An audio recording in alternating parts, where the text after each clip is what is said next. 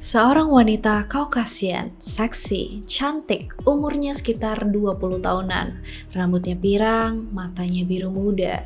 Dia punya tato di bagian bawah punggungnya yang bergambar logo perusahaan Marshall, Carter, and Dark. Tubuhnya proporsional dengan tinggi 175 cm dan berat 52 kg. Sempurna, wanita pada umumnya. Tapi yang aneh adalah wanita ini tidak merespon dalam bentuk komunikasi apapun. Dia juga nggak nafas dan tidak menunjukkan adanya detak jantung maupun denyut nadi.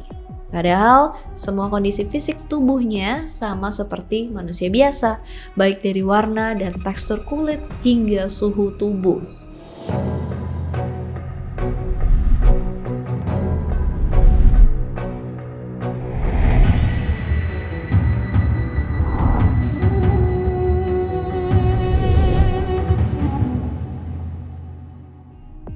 Wanita ini dikategorikan sebagai SCP-446.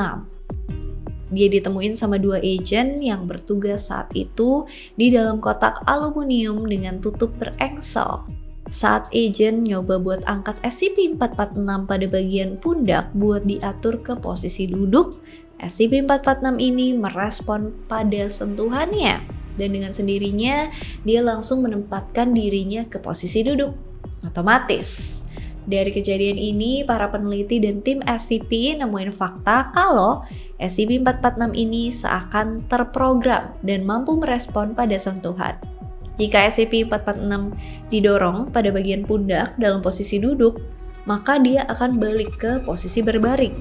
Beberapa sentuhan ajakan akan memicu SCP-446 ini untuk berdiri, sedikit sentuhan di kepala akan membuatnya kembali ke posisi duduk. Intinya semua pergerakan yang dilakuin berdasarkan sentuhan orang lain. Kurang lebihnya kayak barang elektronik ya. Dan dari semua bagian tubuh, cuma matanya yang bisa bergerak dengan sendirinya. Tatapan mata SCP-446 akan mengikuti pergerakan siapapun di dekatnya dan mampu membuat kontak mata. Secara garis besar, SCP-446 ini kayak boneka Barbie nih, Geek Squad. Bisa digerakin ke pose-pose yang diinginkan dan akan diam pada posisi yang kita arahkan. Bahkan pernah dilakuin eksperimen di mana SCP-446 ini berdiri satu kaki dan dia diam di posisi itu. Bahkan pas didorong, gak ada refleks apapun, dia cuma jatuh. Ya kayak manekin. Kok bisa gitu? Dibilang manusia, kok kayaknya bukan. Dibilang bukan manusia, kok kayak manusia. Mau tahu kenapa dia bisa jadi kayak gitu?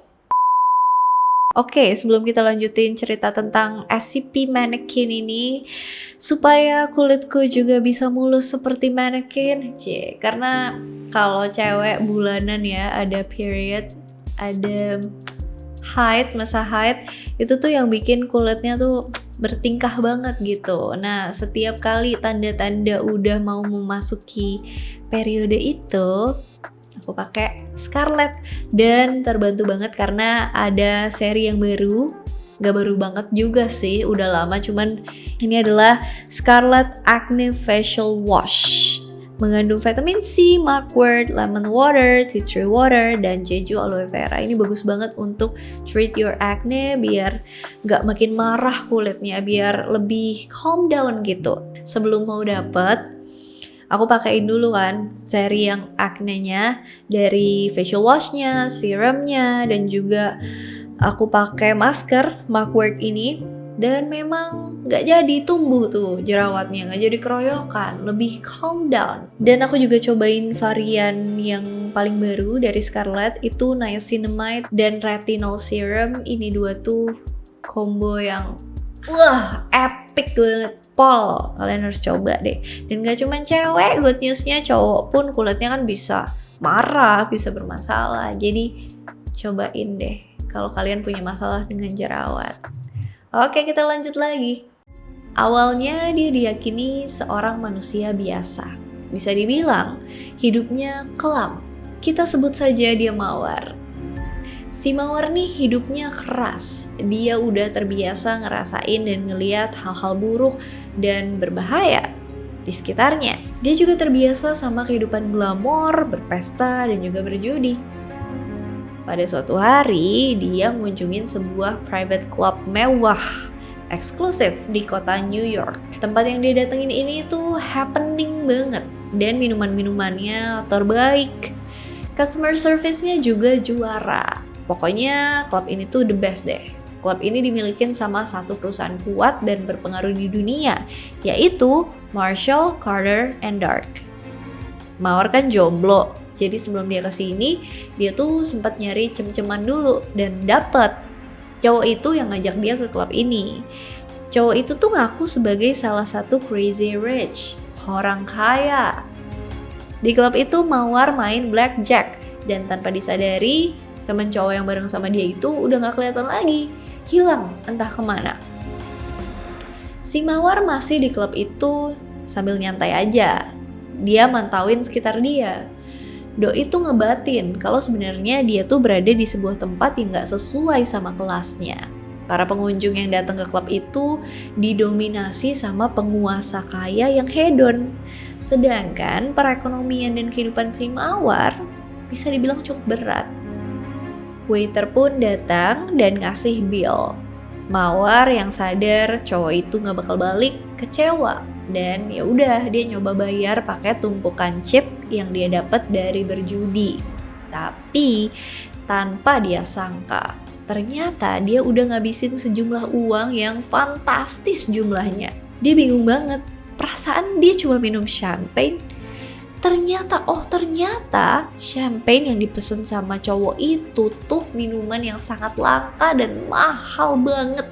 Satu botolnya seharga $20.000. Dan si Mawar ngeliat kalau udah ada 3 botol yang dibuka di mejanya. Mampus kau, siap-siap cuci piring nih pikirnya Geek Squad. Panik dan pucat, Mawar pun dibawa sama para petugas ke ruangan gelap dan kedap suara. Di sana dia mohon buat dikasih waktu nyicil bayar utangnya itu.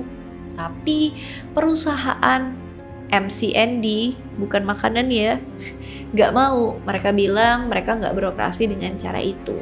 Justru mereka nawarin cara lain supaya Mawar bisa bayar utangnya. Mereka bilang perusahaan bukan cuma bergerak di bidang klub, tapi juga punya tempat lelang yang jual barang unik. Mereka minta Mawar buat kasih sedikit waktu dalam hidupnya, ya sampai utangnya lunas aja katanya. Mereka juga bilang walaupun Mawar bakal kerja buat mereka, tapi waktu gak akan berjalan baginya selama masa kerja. Mawar bakal mempertahankan masa mudanya seolah dia gak pernah kerja di sana sama sekali. Tanpa pikir panjang si Mawar, ya dia juga gak punya pilihan lain sih. Dia gak punya uang yang cukup, dia gak punya apa-apa. Jadi dia setuju demi bayar hutang tersebut.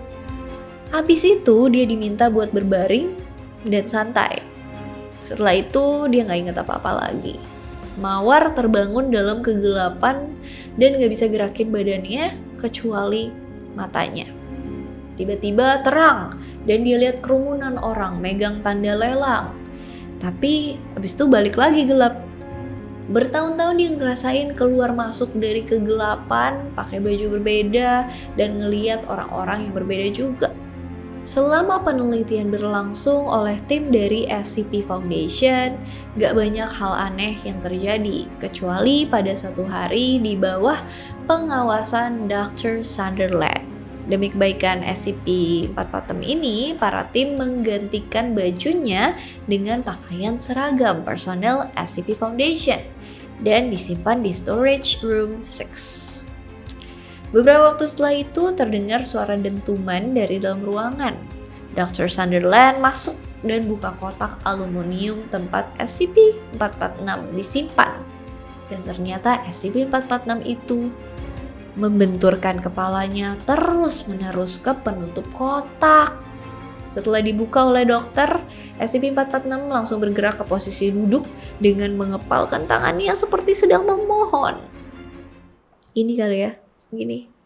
Ekspresi mukanya pun untuk pertama kalinya berubah, terlihat seperti sedih dan takut. Ini pertama kalinya SCP-446 melakukan sebuah tindakan janggal.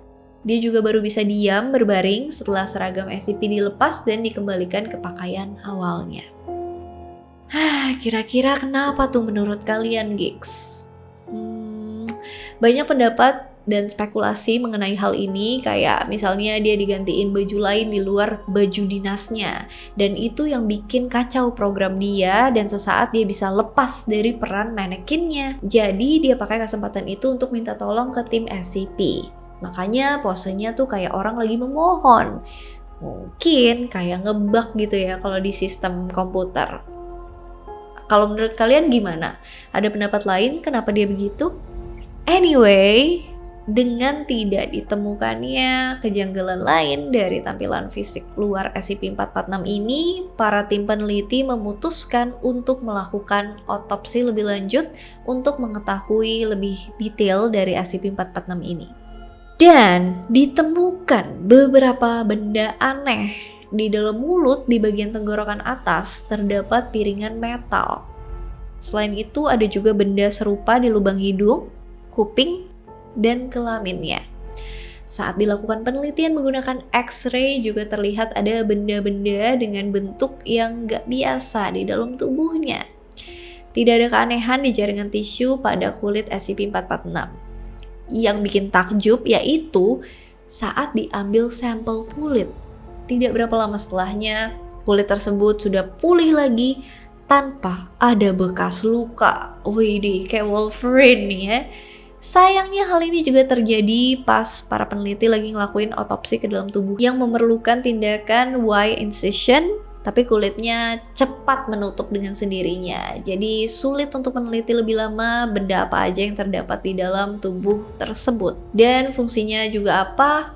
Nggak tahu juga. Demi keselamatan objek SCP, mereka pun mutusin buat memberhentikan penelitian bagian dalam karena takut kalau terjadi kerusakan dan menimbulkan kecelakaan. Alright, itu dia tadi cerita si Mawar yang menyedihkan.